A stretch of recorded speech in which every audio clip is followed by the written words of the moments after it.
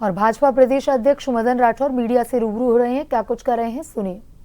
है जिसने एक सामान्य परिवार में जन्म लिया और सामान्य परिवार से सेवा और दृढ़ इच्छा शक्ति के बलबूते पर निष्कलंक छवि के आधार पर और अभी तक अपना जीवन यापन किया और राजनीतिक क्षेत्र में भी वो प्रारंभ से बचपन से ही हमारे संघ से भी जुड़े रहे।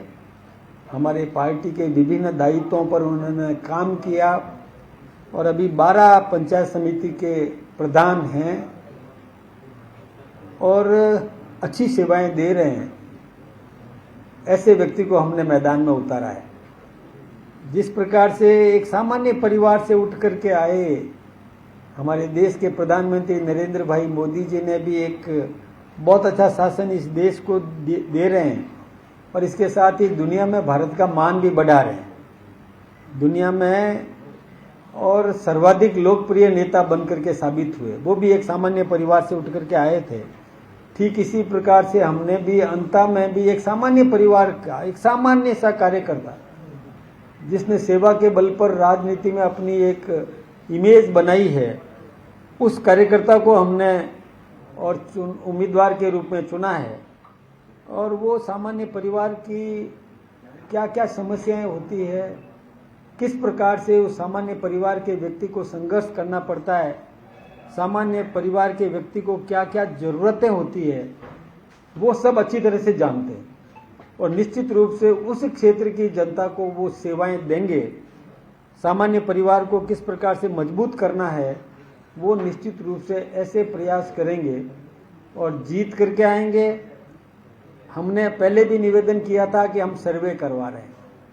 हमने प्रत्येक बूथ पर अपनी टीम भेजी है और बूथ में जिस जिस वर्ग के जो नागरिक निवास करते हैं, मतदाता निवास करते हैं, उनमें से संख्यात्मक आनुपातिक दृष्टि से कुछ लोगों को लेकर के सर्वे करवाया।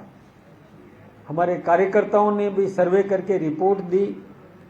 हमारे और भी जो संगठन है उनसे भी हमने पूरी जानकारी प्राप्त की। फिर हमारा केंद्रीय नेतृत्व भी अपने तरीके से सर्वे करवाता है और उन सभी सर्वे में जो सर्वाधिक लोकप्रिय नेता के रूप में जो उभर करके आए हैं श्रीमान मोर पाल सुमन, उनको हमारी पार्टी ने उम्मीदवार घोषित किया है निश्चित रूप से और हम जीतेंगे।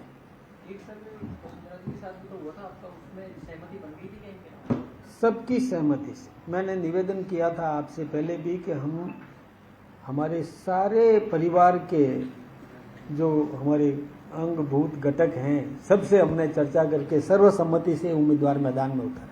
सभी लोग पार्टी का पूरी एकजुट होकर के सभी लगेंगे, पूरी ताकत लगेगी। आपने 2-3 बार नाम लिया कि निष्कलंक है कि बाकी में ऐसी कोई, मैं ऐसा ये कह रहा हूँ, सामने वाले उम्मीदवार जो है ना उनकी तुलना में हमारा उम्मीदवार सर्वश्रेष्ठ है।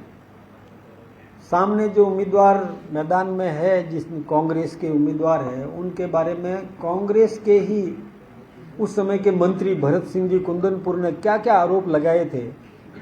खुलेआम विधानसभा में बोला, विधानसभा के बाहर बोला, भाया रे भाया खूब खाया और कई प्रकार के आरोप लगाए थे। जब ऐसे व्यक्ति को कांग्रेस ने उम्मीदवार बनाया है वो उनकी अपनी सोच है, लेकिन मैं एक बात सोचता हूं कि जनता को यह अवसर जरूर मिलना चाहिए कि जनता या मतदाता को यह अवसर मिलना चाहिए कि वो अच्छे और बुरे में से चयन कर सके।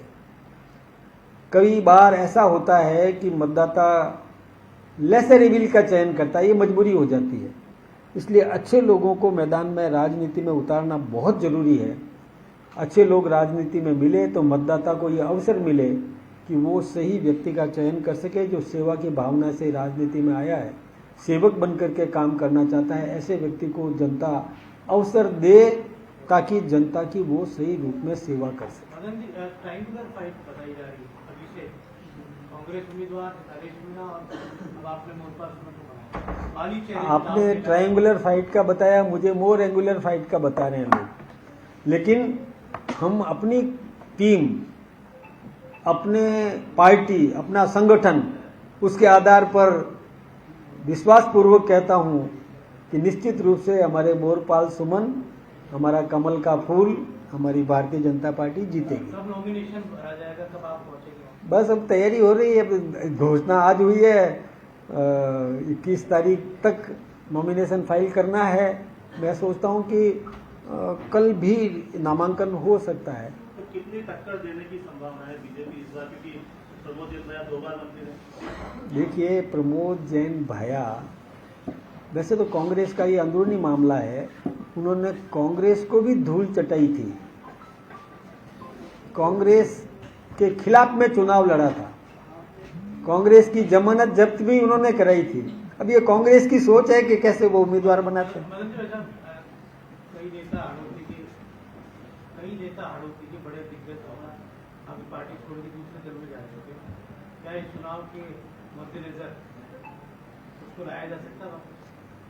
देखिए, हमारी पार्टी एकजुट है, हमारी पार्टी से कोई इधर उधर नहीं हुआ है, सारे एक मुखी है और हमारा संगठन शुरू से ही हाड़ोती में तो बहुत मजबूत रहा है पहले से भी, और इस बार भी मजबूत है, मजबूती के साथ में लगा हुआ है, हमारी पूरी पार्टी एकजुट है। भाई साहब, स्टार प्रचारकों में राजस्थान में कोई भी स्टार प्रचारक बिहार के लिए नॉमिनेट नहीं किया गया पार्टी की तरफ से। क्या अंता चुनाव उसका बड़ी वजह है, क्योंकि अंता में सारे स्टार प्रचारक बीजेपी के राजस्थान के रहेंगे? जिसके घर में ब्याह मटता है ना, उसको उसका घर संभालना है, ठीक है ना। आपके घर में ब्याह मटेगा, पता चल जाएगा आपको कि कहाँ बाहर जाओगे कि अपने घर में संभालोगे। कांग्रेस सवाल उठा रही है कि बीजेपी में राष्ट्रीय नेतृत्व को प्रदेश का कोई भी बड़ा, चाहे मुख्यमंत्री हो चाहे और उनको नहीं लगता कि वो काबिल से जोड़ के सवाल उठा रहे हैं। प्रदेश ने कई बार नेतृत्व दिया है, सबको पता है कि प्रदेश में कितनी प्रतिभाएं हैं और सब जा रहे हैं। आज हमारे मुख्यमंत्री भजन लाल जी शर्मा बिहार के दौरे पर है, चुनाव प्रचार में गए हुए हैं। लेकिन एक अस्थिरता सी बनती है कि जब सारे मुख्यमंत्रियों के नाम हैं तो भजन लाल जी का नाम क्यों नहीं है, वसुंधरा राजे के नाम क्यों नहीं है? राजस्थान में कोई भी स्टार प्रचारक इस काबिल नहीं था जो बिहार में जाकर जिस क्षेत्र में चुनाव हो रहे हैं हमारे अंता, वहाँ की माननीय वसुंधरा जी सांसद भी रही है, उनके सुपुत्र अभी सांसद दुष्यंत सिंह जी है भी, और हमारे भजन लाल जी राजस्थान के सम्मानीय मुख्यमंत्री है। तो पहले तो